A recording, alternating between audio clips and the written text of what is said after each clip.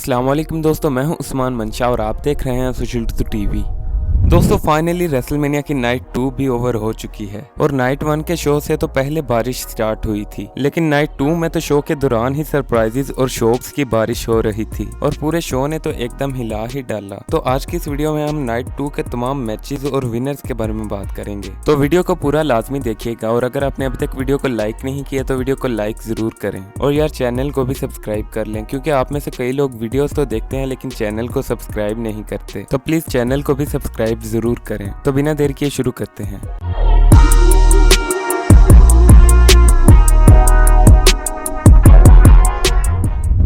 दोस्तों शो का स्टार्ट ही पहले एक बड़े मैच से होता है, यानी the field versus Randy Orton. और पहले रैंडी ओर्टन एंट्रेंस करते हैं। इसके बाद पहले एलेक्सा ब्लिस की एंट्रेंस होती है, जो कि रिंग के पास आती हैं और वहां पर एक बड़े सारे बॉक्स का दरवाजा खोलती हैं, जिसमें से द फील्ड इमर्ज होते हैं, जो कि अपनी पुरानी लुक में वापिस आ चुके हैं। इसके बाद इनका मैच स्टार्ट हो जाता है और ऐसा नहीं था कि फील्ड फुली डोमिनेट कर रहे हैं, बल्कि रैंडी ओर्टन का भी मैच में फुल कंट्रोल था। दोस्तों अगर बात करें इसकी एंडिंग की, तो इसकी एंडिंग ने तमाम फैंस को शॉक कर दिया, क्योंकि एंड में जब द फील्ड रैंडी ओर्टन को सिस्टर एबिगेल लगाने लगते हैं तो एलेक्सा ब्लिस उन्हें डिस्ट्रैक्ट कर देती हैं और इसी का फायदा उठाते हुए रैंडी ओर्टन द फील्ड को आरकेओ लगाकर इस मैच को विन कर लेते हैं, जो कि एकदम सरप्राइजिंग था क्योंकि द फील्ड क्लियर फेवरेट थे। लेकिन इससे भी बड़ा सरप्राइज तो शो के एंड में मिलने वाला था, जिसके बारे में हम एंड पर बात करेंगे। दोस्तों मैच के बाद रैंडी ओर्टन तो वहां से चले जाते हैं, लेकिन द फील्ड और एलेक्सा ब्लिस वहीं खड़े एक दूसरे को देख रहे होते हैं। तभी लाइट्स ऑफ होती हैं और वो दोनों वहां से गायब हो जाते हैं। इस तरह इस मैच की एंडिंग बड़ी ही कंट्रोवर्शियल तरीके से होती है।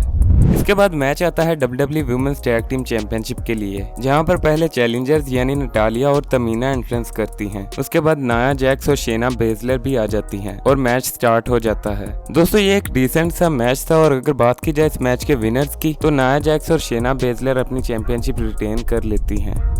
दोस्तों इसके बाद मैच आता है सैमी ज़ेन और केविन ओवेंस का, और इस मैच के दौरान रिंग साइड पर लोगन पॉल भी मौजूद होते हैं। दोस्तों ये भी एक अच्छा मैच था और दोनों ने काफी अच्छी परफॉर्मेंस दी, लेकिन अगर बात की जाए विनर्स की, तो केविन ओवेंस सैमी ज़ेन को हरा देते हैं और मैच के बाद लोगन पॉल रिंग में आते हैं और केविन ओवेंस का हैंड रेस करने की कोशिश करते हैं, लेकिन केविन ओवेंस उन्हें भी स्टनर लगा देते हैं।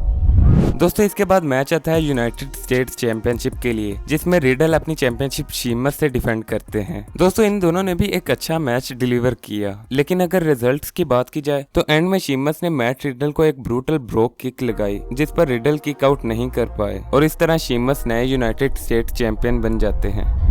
इसके बाद मैच आता है इंटरकॉन्टिनेंटल चैंपियनशिप के लिए, जिसमें बिग ई अपनी चैंपियनशिप एक नाइजीरियन ड्रम फाइट में अपोलो क्रूज से डिफेंड करेंगे। दोस्तों पहले बिग ई आते हैं, जिनकी एंट्रेंस लाइव परफॉर्म हो रही होती है। इसके बाद अपोलो क्रूज आते हैं और ये मैच स्टार्ट हो जाता है। दोस्तों ये भी एक हार्ड हिटिंग और हार्डकोर मैच था, क्योंकि इसमें can do stick, steel step, stables और इस तरह के टूल्स का इस्तेमाल किया गया। अगर इस मैच की एंडिंग की बात की जाए तो इसकी एंडिंग काफी ज्यादा सरप्राइजिंग थी, क्योंकि एंड में बिग ई अपोलो क्रूज पर डोमिनेंट होते हैं और इन्हें अपना फिनिशर भी लगाते हैं, लेकिन तभी डब्बा काटो वहां आ जाते हैं, जो पहले रॉ अंडरग्राउंड में परफॉर्म किया करते थे, और वो बिग ई को एक मैसिव चोक स्लैम लगाते हैं, जिसके बाद अपोलो क्रूज बिग ई को कवर करके नए इंटरकॉन्टिनेंटल चैंपियन बन जाते हैं।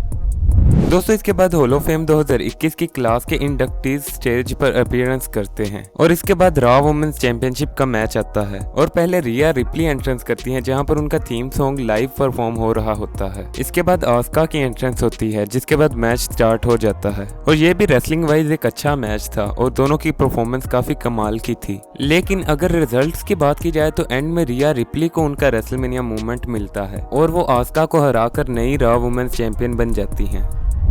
दोस्तों इसके बाद आता है शो का मेन इवेंट, यानी रोमन रेंस, एज और डैनियल ब्रायन का ट्रिपल थ्रेट मैच, जो कि था यूनिवर्सल चैंपियनशिप के लिए, और ये एक नो डिस्क्वालिफिकेशन मैच था। सबसे पहले डैनियल ब्रायन एंट्रेंस करते हैं, उसके बाद एज और उसके बाद रोमन रेंस, और तीनों की एंट्रेंस काफी कमाल की थी। रोमन रेंस के साथ पॉल हेमन और उनके कजन जे ऊजो भी आते हैं। इसके बाद मैच स्टार्ट हो जाता है और ये मैच शुरू से ही फुली पेस्ड था। दोस्तों ये मैच काफी लंबा चलता है और तीनों रेसलर्स कई सारे इनक्रेडिबल मूवमेंट्स भी देते हैं। रेसलिंग वाइज ये एक बहुत अच्छा मैच था, जहाँ पर हमें तीनों रेसलर्स की तरफ से इनके फिनिशर्स भी देखने को मिले और इस मैच में स्टील स्टेप्स, चेयर्स और टेबल्स का भी इस्तेमाल हुआ था। लेकिन सबसे बड़ा क्वेश्चन था कि आखिर इन तीनों में से कौन ये मैच जीतेगा, और रूमर्स से कि एज ये मैच विन करेंगे। लेकिन आखिर में रोमन रेंज ने तमाम रूमर्स को गलत साबित करते हुए एज और डैनियल ब्रायन दोनों को पिन करके एक क्लियर विक्ट्री हासिल की और अपनी चैंपियनशिप को रिटेन कर लिया। दोस्तों इसी के साथ रेसलमेनिया की नाइट 2 ओवर हो जाती है। दोस्तों आपको ये शो कैसा लगा हमें कमेंट सेक्शन में जरूर बताएं, और अगर आपको ये वीडियो पसंद आई हो तो इसे लाइक जरूर करें और ऐसी मजीद वीडियोस के लिए हमारे चैनल को भी सब्सक्राइब कर लें।